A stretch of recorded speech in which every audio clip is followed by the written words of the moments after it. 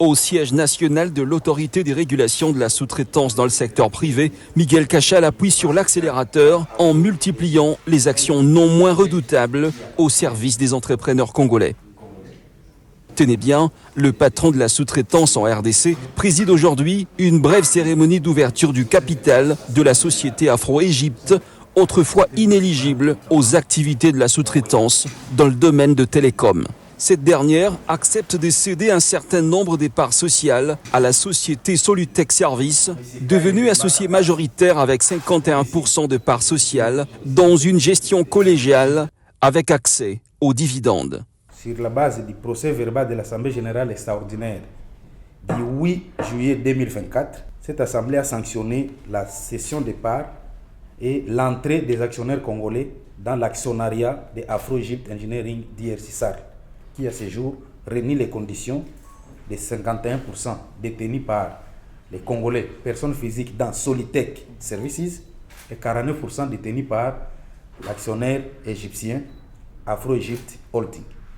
Cette ouverture du capital confère de plein droit le caractère éligible à la sous-traitance en RDC en faveur de la société Afro-Égypte RDC, telle que le veut la loi numéro 17/001 du 8 février 2017, fixant les règles applicables à la sous-traitance et ses mesures d'application.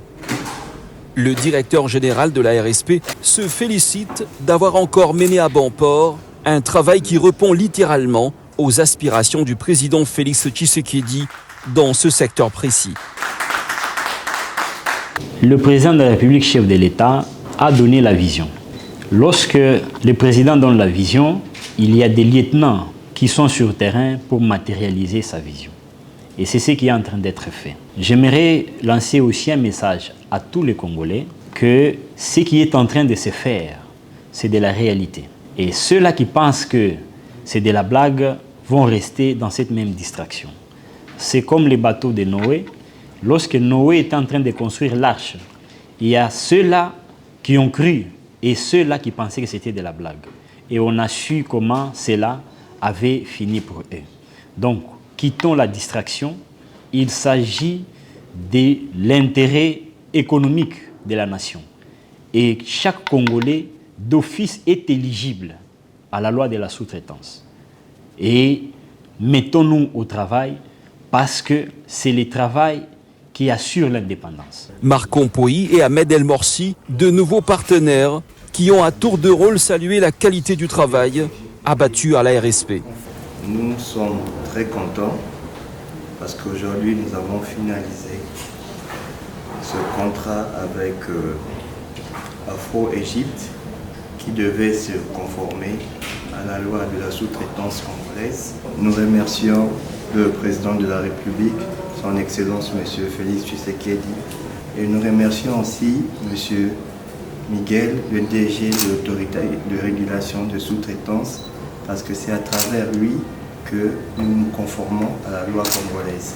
Nous, Congolais, nous nous conformons et bien les entreprises des étrangers se conforment aussi à la loi congolaise à travers l'autorité de régulation de toutes ces sous-traitances.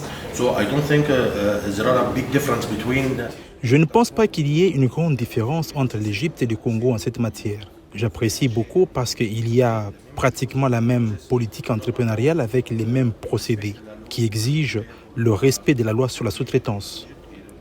C'est ainsi que nous pensons accompagner les autorités congolaises dans cette logique des choses afin de promouvoir et de développer l'économie du pays et ouvrir les opportunités d'affaires aux Congolais dans une bonne collaboration.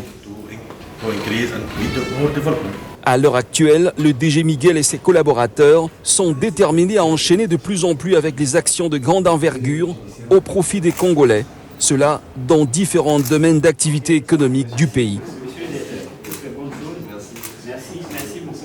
ARSP, bras armé de l'État pour la création et le développement de la vraie classe moyenne congolaise.